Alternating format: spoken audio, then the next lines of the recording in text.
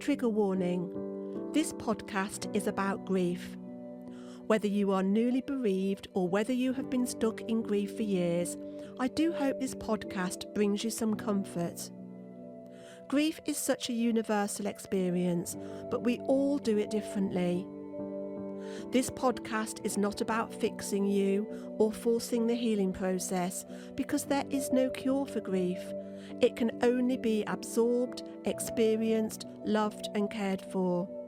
So whether you are doing it privately behind closed doors, or like me, you are kicking and screaming your way through, let's support each other.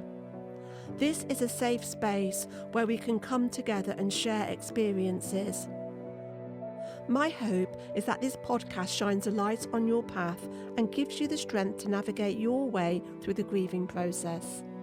My name is Louise Bates, and I'm so pleased we connected. I'm looking forward to interviewing people who have also walked this path to find out what worked for them, in the hope that it helps you too. I'm sending you so much love and support, and I look forward to sharing this crazy journey with you. Hello and welcome to this episode of A Gift for Grief. I had the pleasure of meeting our guest today approximately 7 years ago at a bereavement cafe in Stratford-upon-Avon. She was delivering a heartfelt talk about her daughter Molly, who tragically died of cancer at the tender age of 8. Despite facing such a devastating loss, she found the strength to establish a charity in honour of her daughter Molly. This charity, known as Molly Olly, serves as a beacon of hope and support for families who are going through similar hardships. She is a very busy lady, and I have been trying for quite a while to pin her down for this podcast, but I'm delighted she is here today. So welcome, Rachel Ollerenshaw. Bless you. Thank you, Louise. Now, before you share your story, Rachel, could you tell us what life was like for you and your family before Molly's illness? Life was pretty busy, fun, pretty manic. You know, my children, 3 under 3, so, lots going on, very sporty family, always out and about and involved in different things, whether that was school PTA or sports club stuff. Pretty full on, I would say. Yeah, sounds it. 3 under 3. Yes. That is that's hard work. Yes. So what were the first signs that something was wrong with Molly? Well, we were a slightly different one, really, because actually we didn't think there was anything wrong with Molly. And even with hindsight, I don't think we missed a huge amount. We were on a normal family day out, the 5 of us, and we were at Chedworth Roman Villa for the day, and Molly fell over on flat grass at around lunchtime on the Saturday and became more uncomfortable, really, during the course of the afternoon. And yet it had seemed like a fairly innocuous fall, nothing major, but she didn't want to eat anything and was just uncomfortable. So we hadn't had any indication that she was unwell. And Tim, my husband, ended up taking her to the hospital in the evening, Warwick A&E. And, they thought she'd bruised her ribs and sent her home that night. Yeah. And then on the Sunday, Molly got up, went for a swim with her cousins and things, but became more uncomfortable again during the day. And luckily, Tim is a bit more persistent probably than I am, and took her back to the hospital, kind of the late hours of Sunday night. And because they did a few more tests then, they found some blood in her urine. They said they thought she got a urine infection. So they said, because it was, probably 2:00 in the morning by this time, they admitted her to the children's ward and kept her in, just overnight, and while they were getting the, antibiotics ready and things like that to discharge her to go home. And because it was Monday morning, I went to swap with Tim so he could go to work at kind of, 8:00, 8:30, something like that. And we had a friend who was a consultant paediatrician who happened to be on duty that morning. She had done a stint at Birmingham Children's Hospital and oncology and things, so probably was just a little bit more aware of different things that can potentially be wrong, and to maybe just examine things a little bit further. So she was surprised to see us, said, well, let me just check Molly out for you. and kind of, had a feel around and things. I said, okay, I think we'll just order an ultrasound scan for midday on the Monday. And we had the scan that time and found basically a tumour the size of a small melon in Molly's kidney. Oh, my goodness me. So that was a complete shock. You didn't see that coming? No. And I often say to people, it's shock in the true sense of the word, really. I mean, we use words sometimes, quite freely, don't we? But actually, yes. And it's moments that you can remember in your life that, as I call them, Polaroid moments, really, where you can remember exactly where you were, making phone calls to my family and telling them what was going on.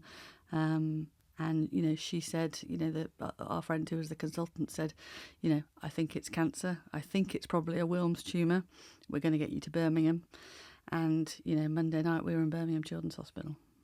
Wow. So when did they find out it's a Wilms tumour? Is it through the histology or? Yeah, so basically, for the next kind of couple of weeks, really, there were various tests and things. Yeah. They were pretty sure it was, but obviously, they have to do biopsies and all that kind of thing to check.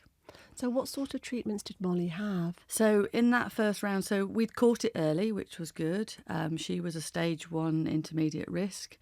And she had some chemo to harden the tumour, and they do that, I think, so it doesn't split when they go in and operate. Okay. And then she had her kidney removed with the tumour in it, and then we had some more chemo after that. So it was around a 7-month kind of course of treatment, really. Yeah. So what happened after the 7 months after her treatment finished? So we hoped, and that Molly was going to be one of the lucky ones. It has a good kind of success rate, and we'd caught it early. So we had a period where Molly was cancer-free, as people say. Yeah. I'm always slightly wary of how you term those things, because I think as a parent, or for anybody, if that's them that has been given a diagnosis, your world changes once you've had a diagnosis, and you will always have in the back of your mind, this has happened once, it could happen again. So I don't think you go forward with, a different perspective on life, I would say. Yeah. So, we had a period, of about, I think it was 13 months, 14 months, something like that, where Molly led a relatively normal life. We were still going for regular checkups and things like that, and different scans and x-rays and stuff to make sure there was nothing anywhere else. And then it was kind of one of the last week of the school term, and Molly again wasn't quite right. And you know how you have that mother's intuition. Yeah. And I was thinking, am I just being paranoid, here, or maybe I'm just a bit anxious. And I actually took her to our GP. We were due to go to the south of France the following day, I think. And she said, I think you're fine, don't worry, just go on holiday, you'll be fine. But you think, not convinced. And I phoned up Molly's consultant in Birmingham, and he said, look, if you're worried, just bring her in. We'll check it out, which was, he was fantastic. And we went that Friday afternoon, scans, x-rays, whatever, and found another little lump. So I ended up staying at home with Molly, and my husband, went away with the other two. Yeah. And we started again. Oh, it's just devastating. As you know, our son Matthew was, he died from a very rare and aggressive form of kidney cancer. And I'm still haunted by some of the memories. Those difficult conversations, failed treatments, the devastating news of no hope, and that constant feeling of anxiety and helplessness and hopelessness. It was all so overwhelming. And as a parent, we want to tell our children everything's going to be okay. Yeah. And unless you have experienced the agony of watching your child struggle, it's impossible to explain the depth of emotions involved. But in addition to caring for Molly, you also have 2 other young children to look after. Yeah. So Ben and Maeve. Yeah. How do you try and keep some kind of normality for their sake during such an awful time? Yeah, that was always really important to me. I mean, for me, actually being a mum is what I always wanted to be. You know, some people say, how do you know you want kids? For me, I just always knew it was in there. I'd had fantastic parents who were brilliant, you know, for me during our childhood. So actually to focus on them, you know, and the 3 children, not just Molly, was always kind of really important to me from day one. But I'm massively well supported by my family. So I'm one of 4 children in my family. Sadly, my mum died some time ago, but my dad's still around, and my siblings, you know, were really good. Oh, that's good to hear. And I think that, you know, I feel very lucky because actually what quite often can happen, I think, in that situation is, you know, friends and family are very good on a lot of occasions. You know, sometimes they're not near. I was lucky, you know, my sister lived 5 minutes down the road, my one sister. And it meant that rather than what would quite often happen maybe would be that, you know, one of Ben's, you know, friends, their family would have said, look, we'll have Ben tonight. And maybe one of Maeve's friends would have said, we'll have Maeve. And actually that bond between siblings, I think, is, you know, open to being damaged or just not as strong as potentially it could be. Because, you know, Molly was ill for 5 years. Now, if that had constantly happened, that they both went separate ways, some of the most formative years of their life, they wouldn't have bonded. So we were very lucky because, you know, my sister Penny lived nearby, hadn't got kids of her own or wasn't working at that time. So she would just come and be in our house, you know, with Ben or Maeve while Tim or I were at the hospital or doing the changeover. So if one of us wasn't there, you know, Penny, who was the next best thing to me and was brilliant in bringing up the kids, obviously, in the same way that I would have done. So that was massive. Yeah, we were very lucky like that. That's a huge support for you then, isn't it? Yeah, really is. So Molly died on the 15th of June 2011. That's right. What was life like in those early weeks and months for you and your family? It's hard to remember completely, is the honest answer, because it is such a difficult time. You know, we nursed Molly at home. So, you know, the house was very much, actually that was a comfort in many ways because Molly had, for me, it doesn't work for everybody, but for me, the fact that Molly had been at home, but yes, you know, you do look, you know, at her bedroom and the bed that she'd laid in and she wasn't there anymore, her clothes in the wardrobe and all those kind of things. And I would say you feel numb. So I think you exist, you get on, you get up and focus, because I had to get on and focus for Ben and Maeve. I've got 2 other kids to think of. But it was hard. You know, you function, but you don't live.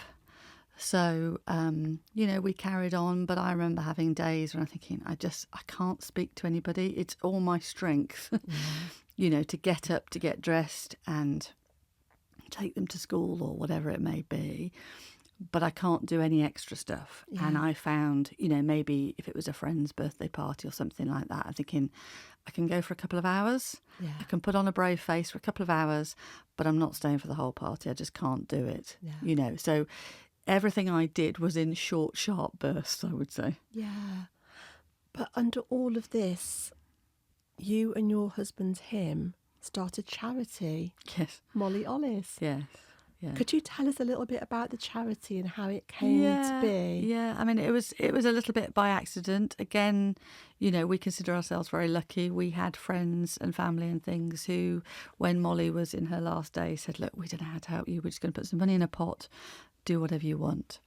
And one of those friends, somebody who I didn't know particularly well, somebody who our boys just played football together, and she was helping a friend who was about to organise an events business, start up an events business, and she said, okay, well, we'll do a party at our house. That was planned for September 2011, and you know, actually obviously Molly died in the June, so Molly didn't get the benefit as such personally of that party, but I stood up at that event and just said, look, we've got some money left. I just want to thank all of you who've helped and supported us. And, we don't know what we want to do with the money that's left, but we want to help other children like Molly. And we raised £20,000 that night. Oh, wow. So it was a bit like, oh, okay. Oh, my goodness me. Yeah, so that was quite a surprise, but so humbling. And you just kind of think, gosh, this is powerful stuff. We've got to do something here. Yeah. So the charity is an incredible tribute and a legacy for your daughter Molly. Yeah.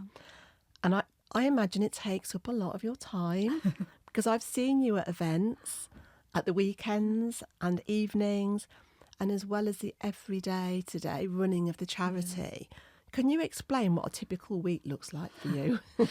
Well, it's never quite the same. I feel very privileged to do what I do. You meet so many different people. So, everything from the day-to-day running of stuff, as you say, of receiving wish applications, of sending out therapeutic toys, of dealing with hospitals and different health professionals along the way. Then of doing the fundraising side, so speaking to different individuals, companies that want to support, and making sure that we support them when they're kind enough to help us. So, it's really interesting because you meet so many different people. And above all, it's the time you spend with the families that you help, and you go out and meet different people. And it's that thing that it's just that shared experience that, as you said earlier, you can't explain it to people because, you don't really want anybody to get it because if they get it, they've been there. Yeah. And people are, fantastically supportive and want to empathise and want to try and understand, but you can't quite get it really, No. and the enormity of it. So, that's what I really love about it. So for people who want to find out more about the charity or are looking for support, how can they get in touch with you? So the website probably is the first place to go and have a look. It's easiest, which is www.mollyolly.co.uk.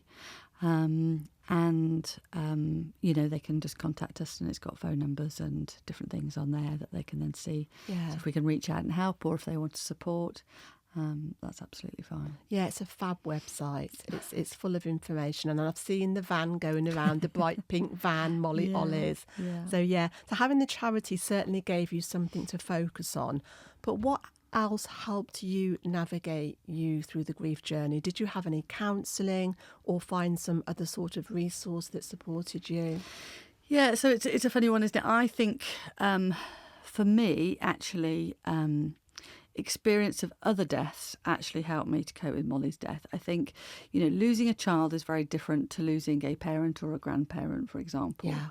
I was exceptionally close, as I say, to my parents. My mum died suddenly of a heart attack in the garden when I was 29, which was awful, no warning and all that kind of thing.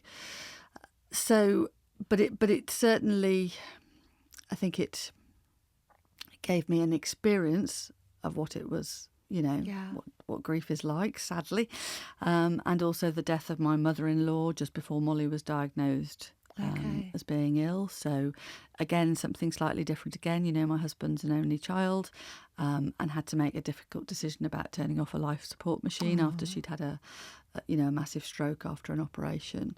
So, they're different kinds of things. So I think, that's what prepared me, and maybe having gone through that experience of working out myself how to manage things. I looked at counselling. For me, it didn't work. I'm obviously a bit of a chatterbox, really, and I couldn't do I wanted somebody to answer me and, to give me honest feedback and probably to go, actually, yeah, it's dreadful, isn't it? It's just a really awful thing that's happened.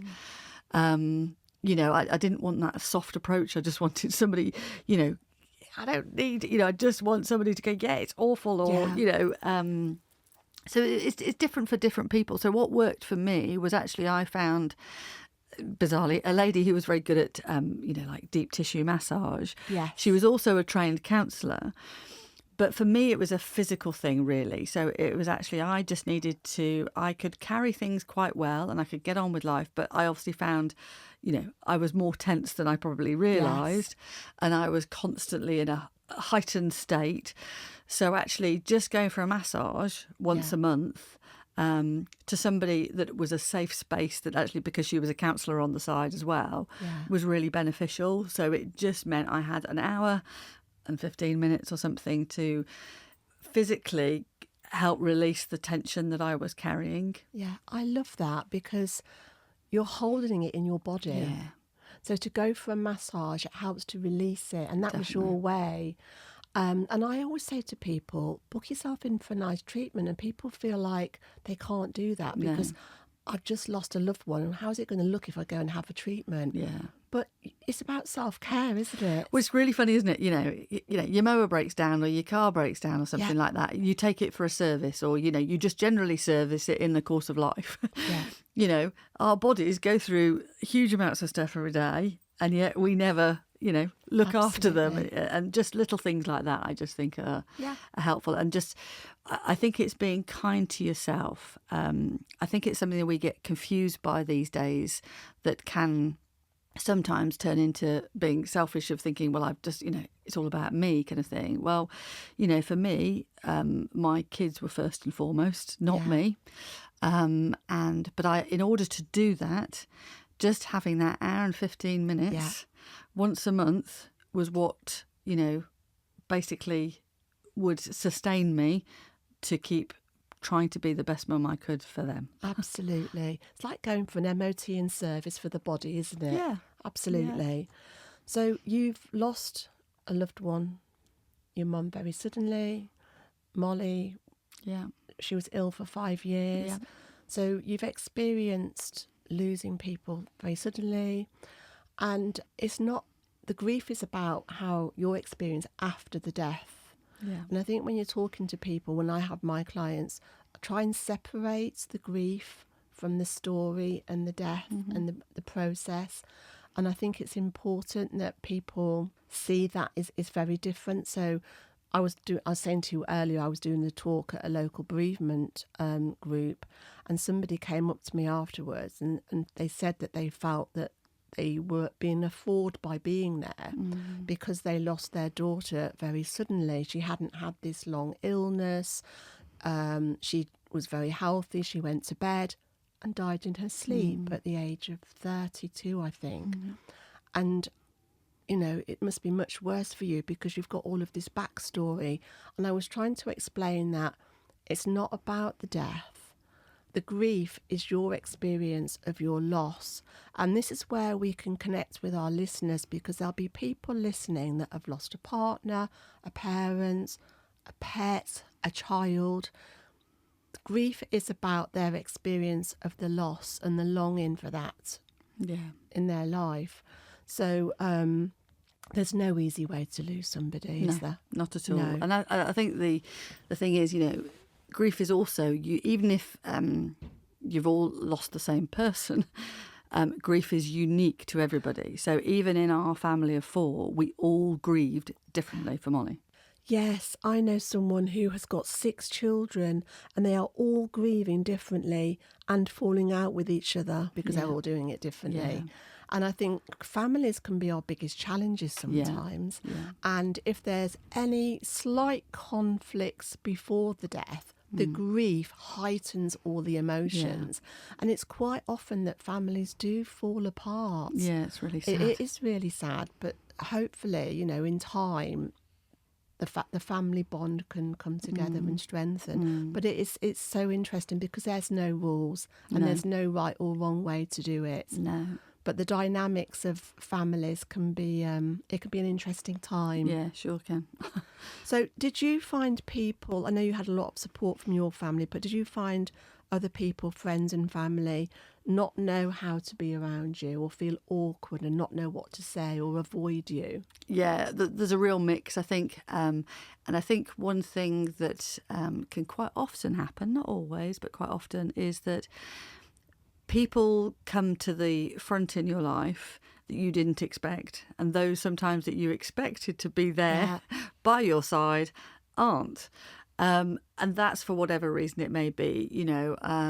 One of my dear friends who I'd known, from childhood really struggled from when, Molly was diagnosed as being ill, and especially when Molly died. And that's actually, it wasn't that she didn't care or she didn't love me. She struggles with emotional stuff. Yeah. And she just couldn't, she just thought, oh, you'll just need your space. You'll just want to be left alone. Well, actually, I didn't want that, necessarily. I might have wanted that on occasion, but not all the time. And so I think it's, and we talked about it, for a while I was angry, thinking, how can you not phone me up and check, that Molly's okay or whatever. But actually we talked it through and just thought, I think it's about where it comes from. Yeah. And I think if you can just look and take a moment, sometimes it's easy to criticise, isn't it? And thinking, oh, they just don't understand. But if somebody has never lost anybody, actually, and I think, okay, how was I, before my mum died and things like that? Did I give people the time that I would give people now? So I think, it's just rewinding a bit and thinking, okay, hindsight teaches us, or experience teaches us stuff that, otherwise we wouldn't know. But yeah, it's certainly an interesting journey of people who come in and out of your life in different ways. Yeah. And you don't want people to understand it, because then if they understand it, they've been there and done that. You wouldn't want that for them. No. But it's one of those experiences that unless you've been there. Yeah.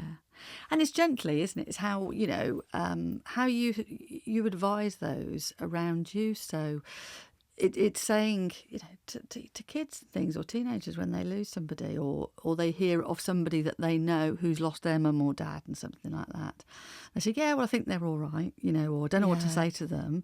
And I often say to people, just tell them that you don't know what to say to them. Say, look, I'm really sorry. Yes. I feel for you. I don't know quite what to say or what is the right thing to say in this situation, but I want you to know that I am thinking of you. So if I can help, please ask, or I'll try and do the right thing, but I'm not very good at this. Or So that's perfect, isn't it? I love that, because if people totally ignore you, that's worse. Yes. And even if they say something and it comes out clumsy, it's better than saying nothing. Exactly. Yeah.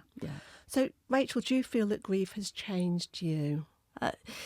Yes, I think it has, because I think, just that experience, and, when you've sat in hospital for 5 years and you've seen different situations, it makes me feel very lucky, as I say, in our experiences that, I've sat there, I've seen people who are single parent families who don't have a network around them, or, just all sorts of different things going on that you go, oh my gosh, we're really lucky that we have that ability to be able to do this, and we have friends. But I think it makes me feel lucky. It makes me savour the smallest moments in life that, we can just be sitting around the dinner table, the four of us. You look at your kids and, the kids laughed at me. I think we were in, the south of France once or something like that, and just had a moment, and I was a bit tearful, and, the kids go, what are you crying about, Mum? I said, I'm just really happy. I just love this moment. It wasn't a grand meal or anything like that. It was just sitting outside in the sunshine as the four of us together, and you savour those things. I think I'm probably a little bit less tolerant of silliness, for want of a better word. Where sometimes you think, people that moan and moan in life about something that you think, yeah, we all have a moan and a groan, don't get me wrong. Yeah. But you think, really? Yeah. You let me tell you about what I've seen today, Absolutely. So, yeah. Yeah, I think it's great. Be happy for what you have and be sad for what you've lost. Yes. And I think what helped me was looking for things to feel grateful for, having that attitude of gratitude. Yeah. And it's okay, and it's all part of the healing process, isn't it? Yeah, definitely. So, Definitely. So can you recommend any therapy, massage, as you say, is great, or any books or films or groups to support people that are going through a bereavement? Yeah, I mean, I think it's hard, isn't it? Like I say, because everything is unique. I think it's about it's not necessarily about any one individual thing. I think it's about coming to terms with what's happened, really, and that's a hard thing to do. But for me, it's about, why do we grieve things so much? Well, we grieve life because we miss the people that we miss. But doesn't that show us how important life is? Yeah. That actually, and listening to other people's stories, I think talking is really important, but also taking the time to listen to others. And for me, I think by listening to others, it helps you put your own life in perspective, which is why I say I'm really lucky, which people go, how can you say you're lucky when you've lost your daughter and different things? But I am, because I've seen other things. But I've only seen that or heard that because I've taken the time just to not be consumed in my own world. And the reason I did that was because I thought, for Ben and Maeve, they've had their life on hold for 5 years. Yes. They haven't had, their mum and dad present in the same way they should have done. They've had to, forego holidays or different things and different experiences because of Molly being ill. I want them to have as normal a childhood as possible. Yes. So, I think, and it's finding the ways. So if you're struggling, it's finding the people that can help you do that. But I think, all the things in the world, you've got to want to live still. Yes. Yeah. And in the early days, that's hard, isn't it? Very hard. Yeah, yeah. So where are you in your grief journey now? I think, the honest answer is it never goes away.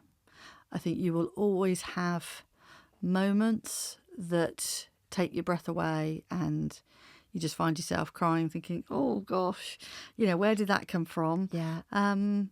But that's normal. That's okay. So I can enjoy life. It took me years, things like festivities, Christmas, stuff like that, I found really difficult for a number of years to start with.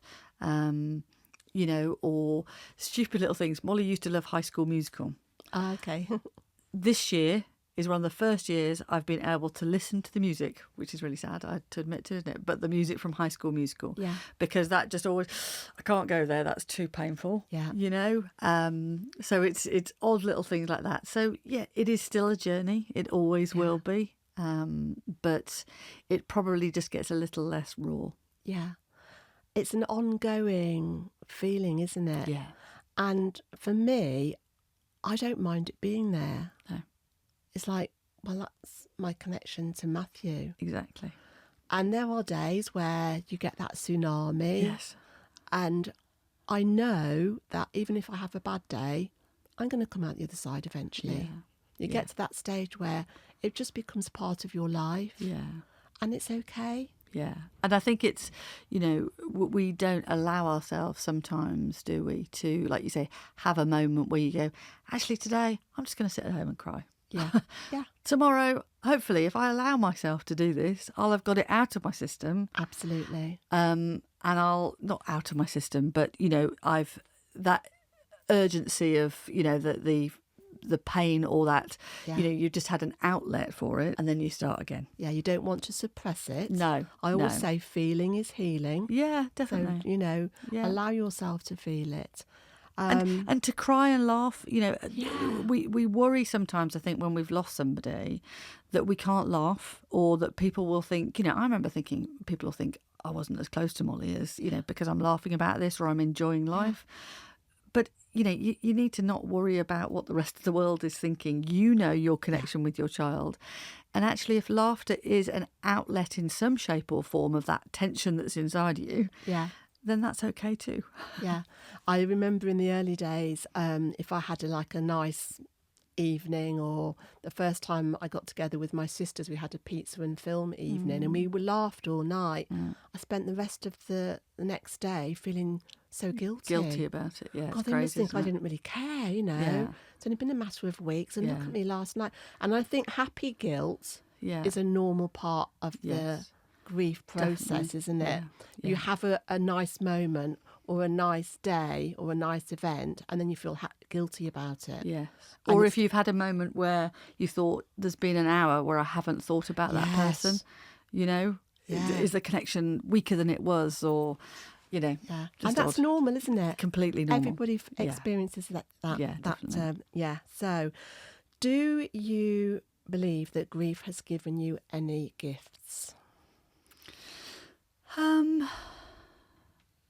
Maybe. I think it's the ability to speak to other people in that situation. Yes. And I do feel that, yes, hopefully that has enabled me to comfort people where I wouldn't have been able to previously in the same way. And, you know, knowing that you can hold somebody's hand a bit along the way,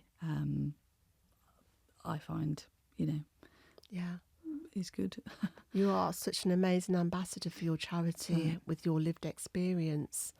Well, it's that sad thing, isn't it? And anybody, you know, you with what you do, you know, it is, you know, by sharing our experiences and talking about those things that happened, hopefully, you know, it's not saying it's not perfect, you know, and actually I always say to people, you know, I can share what's happened to me. It won't necessarily be right for you, but hopefully by us sharing our stories, people can extract the bits that will work for them, and they can go, actually, God, I wouldn't do it that way. But that's fine. It helps them to make an informed choice. Yeah, absolutely. So, Rachel, do you have a faith or belief or any thoughts about the afterlife? Not a strong faith from a traditionally religious perspective or anything like that. However, I probably do believe in a greater being of some sort, and I think there probably is something there, just because of things that have maybe happened, you know, in my life over the course. And I think it's just because we can't always prove things. Certainly, I think, you know, it's about feelings or stuff. I'm always, you know, conscious of how we share that kind of information, because what I think there's a lot of people who take advantage of vulnerable people as well from that point of view. So, you know, I've been to things where there's, you know, I don't know, spiritualists or whatever who say, oh yes, you know, go on stage in some big theatre or something and say, yes, is there anybody with an L here, you know, or whatever. And you think, yeah, well, that could be quite a few of us, or, you know, and maybe has to, you know, and think, no. But I've had some experiences where things have happened. They're thinking, okay, nobody could have known that. And yet this thing's happened. Or I just have a feeling that, sometimes, you know, maybe Molly's saying, Mum, you need to do this or you need to do that. And there's just kind of a little voice in the back of my head. So, I think there is something there. But like I say, I just, you know, you worry then for people who say, well, I don't feel that. Does that mean that my child didn't love me or isn't there? I don't think it is the case. I just think it's the same in life. You know, some characters are slightly louder than others. Yes. You know, it's not that their child isn't still there for them in some way, shape or form. It's just maybe a different way of communicating. So you connect to Molly in your way, and that's right for you. Yeah. Absolutely. Yeah. Now, if you could give Molly a message now, what would you like to say? I think, you know, for me, I just go, wow, you know, wow, Molly, you know, what you did. I think because when you're in that moment going through what Molly went through, like I say, you're existing really. Yeah. So sometimes you don't get time to think about stuff. But, you know, Molly was a really old head on young shoulders and different things, you know, and I would say thank you because she's taught me so much. And actually, you know, whilst my life was happy before and doing a job I enjoyed, doing this is different. It's just, I just feel I found what, you know, makes me tick in life, and hopefully that I can help others along the way as well. And I find that a real, as I say, a real privilege. Yeah. So thank you, Molly. That's beautiful.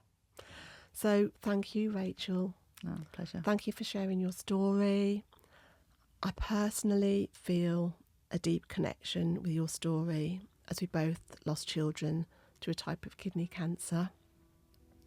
Matthew was 27, but Molly was only 8 years old. So our losses are very different, but what we do share are the same emotions, sensations and feelings of deep, deep loss and sadness. And this is what our listeners can connect to, the experience of grief and loss. We've both experienced losing a child, something no parent ever wants to even contemplate. And we all find our own ways to deal with grief, but you have found your way through your amazing charity, www.mollyollys.co.uk, which not only keeps Molly's memory alive, it helps thousands of other families going through the darkest days of their lives. So thank you for everything you do. I was going to do this without. Thank you for everything you do supporting other families. Bless you. And I hope my listeners will be generous with the donation. And thank you so much, Rachel. Bless you. Thank you, Louise.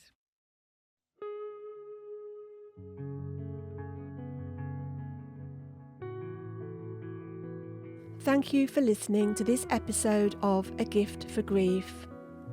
Please feel free to share it with your friends and family, and let's encourage others to become more grief literate. If you're struggling with your grief or worried about your mental health, please do speak to your doctor. If you would like to join me on my social media groups, check out the show notes for all the links, and I look forward to connecting with you next time. The music on this podcast was written and recorded by Matthew Bates and can be found on his 2 albums, Fight Back and Kaleidoscope.